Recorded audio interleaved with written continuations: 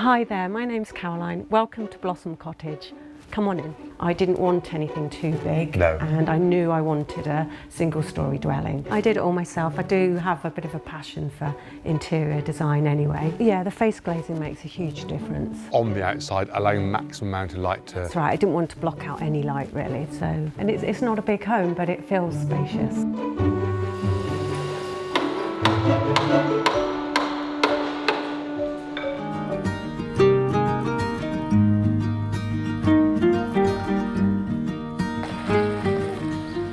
On today's episode, we're visiting Webbs Meadow, our award-winning custom build project. And the home that we're going to be visiting is very special.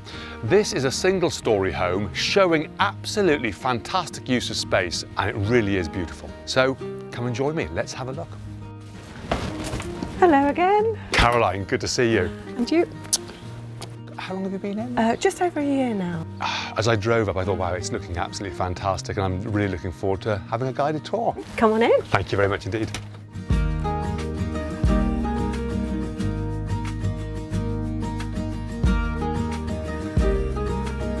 Well, this is very impressive. I love the vaulted space here, Caroline. What made you choose this plot? I chose this really for the size. I didn't want anything too big, No. And I knew I wanted a single-storey dwelling. So for me, it was perfect. What is really clever is to be able to pick a sort of a more compact space and utilise every little area. Tell us about your design, because it works beautifully. There's lots of space, lots of units. How did you develop your ideas? Well, I wanted it to feel quite airy in here, bright, and enough room for the island. One of the main things in this kitchen is the mirror, because that gives you a feeling of space. It reflects a lot of light. The lighting looks lovely over here, and you've gone for the shutters, the New England plantation shutters. Yeah. Wanted to keep it quite simple, didn't want it too fussy, and those blinds make it less fussy, I think. With the oak frame, was there anything that you had to think about within the design of a kitchen that sort of made you sort of adjust things slightly at all? I think there were the braces above the fridge. One of the braces had to have taken out early on in the process, so that I could house the fridge freezer. You'd actually got your kitchen design ready to put into your model. Yes. And from that you could see there's a brace there. Didn't actually need to be there, and there you've taken the brace out. The initial bit took longer than expected, but it was worth it and gave me plenty of time to plan. And I think it looks even better, doesn't it? Oh, thank you. The house looks as though it has been professionally set. I mean, it looks stunning. I did it all myself. I do have a bit of a passion for interior design anyway. For me, it was the ideal opportunity to design a house exactly how I want it. And what has given you inspiration? Where did you gain your inspiration from, the style? Really from magazines, Pinterest, just going around lots of interior design shops. I'm a big fan of Neptune interiors. And the natural materials that you've gone for, the tactile materials, all work very well. It's sort of linked back to the oak frame, don't they? And it is very calm. It feels very calm inside the home. It is. I think with the greens and the natural colours, I think they make it feel quite calm. So the island is a lovely island. It's nice to see the different colour. Yeah, I chose the two to complement each other really. Green is my favourite colour, and I think it's quite a natural colour. The great thing with a size like this is you've managed to get cupboards on the other side over towards the sink, and yet this side here we've got the wine cooler. Yes, they're very important. Very wine important. cooler, yeah. But also space on the end for the stools. Yeah, I do sit here quite a lot. This is one of the places, and if I'm on my iPad, I'll sit there with a coffee. You've mentioned before the table has a story. It does, yeah. I've had this a few years, the table, and I love it. I love the oak. Originally in the plan, the table was going to be this way. There wasn't quite enough room. I decided to set the partition, the wall back in that direction, so that it meant that I could put the table in really. Yes. But it works because it's given me the space, and it really shows off the oak here. So you've got the truss there, that's why you've got the space behind there now, haven't you, which works very well, so you can see through the truss, can't you? Yeah, you can actually see through it rather than it be set in the plasterboard. It works that you see more of the oak. So with the truss there, given the space behind, that's opened up an area for the lighting really. That's right. Well, I wanted to light up that area because I wanted to see the oak, and you can see it at night now. When I put those lights on, it's quite nice to see the shadows that it creates. Yes, absolutely fantastic. And I just love the branch, and I think that's, how did you come across that branch? So I found that in a little lane just down the road from here, and it had fallen off the tree. The bark was already coming off of it. I knew I would be creating a feature. It's a nice feature.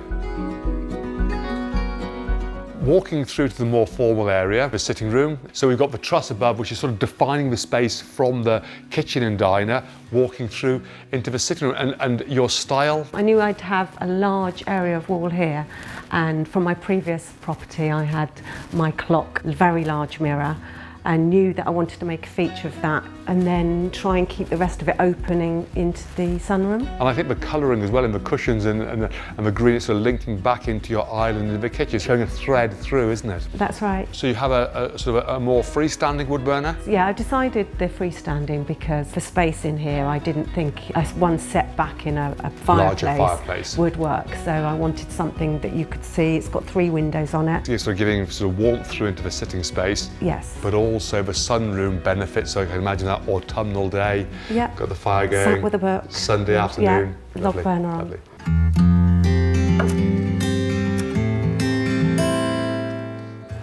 Here we have the master bedroom, and you have 2 bedrooms, master bedroom and then secondary bedroom, either ends of the house, which is quite a nice effect there. So we have the vault, we have the trusses rising up within the room, so a decent sized room, yet it makes it feel like a very large room with that space there, and your trademark of the lighting. Yeah, again, highlighting the trusses and the ceiling as well. So it gives a nice feeling of light and space, doesn't it? Yeah. We have the ensuite bathroom here, nice decent size. The tiling is the herringbone. It's herringbone, and that's from Mandarin stone. Wanted to create a feature of the wall. The green colour, sort of, again, that's the little yes, theme. You can isn't tell it? it's a favourite at the moment. And yes, yeah. But that follows through almost your cushions in the sitting room going through to the island in the kitchen. So that's right. a nice effect.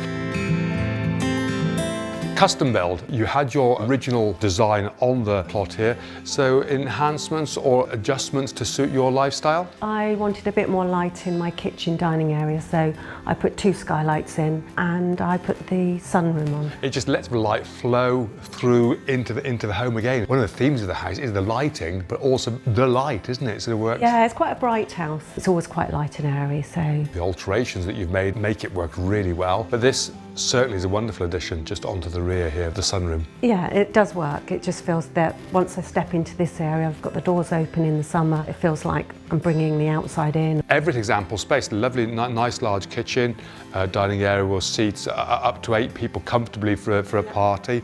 Really, what more space do you need in a home? On the floors here, what we have are the slabs. These were from Whitehall, flagstones, yes. And these are their Provence, which I also decided to go for outside, so inside follows outside. You almost feel as though you're walking from it's straight out, no step. Yeah, no step down, which was something was really important. I just wanted it to flow, so you could just step straight out.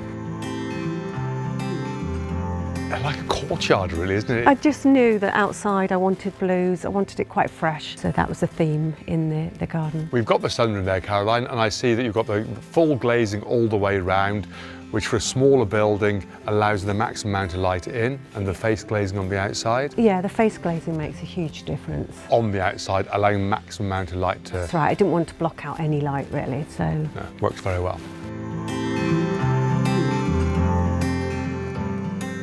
Caroline, thank you very much for the guided tour of your home. You've taken the plunge into self-build. For anybody thinking about travelling the same path, what would your top tips be? From day one, you have to find a builder that you can trust and somebody that can take on your ideas and is open to your ideas. Also, have a good plan of how you want the final look to be with mood boards or pictures. Just keep an idea so you've got it documented. Are there any tips on how you came to a single story? Well, I knew I wanted a bright, airy space with the height, and also I wanted to be able to see all of the oak, as much of the oak as I could. And it's not a big home, but it feels spacious. Were there any challenges along the way? I think it's quite a scary process at the start, especially when you're going to project manage it on your own. Day one, I had post-it notes everywhere on months of what I needed to do each month, and then towards the end it starts to get a bit easier as you get through that process and things click into place. What you've achieved is absolutely amazing, and I imagine you feel tremendously satisfied. I do, yeah, I do. I'm quite proud of myself for doing it. Something I can look back on and know that I've created this. On today's episode, Caroline has been kind enough to show us around her beautiful single-storey home. It's great to see how a smaller amount of space can be used so well. So I hope you've enjoyed today's episode, and if you have, please subscribe, leave a like and also leave a comment, anything you would like to see in future episodes.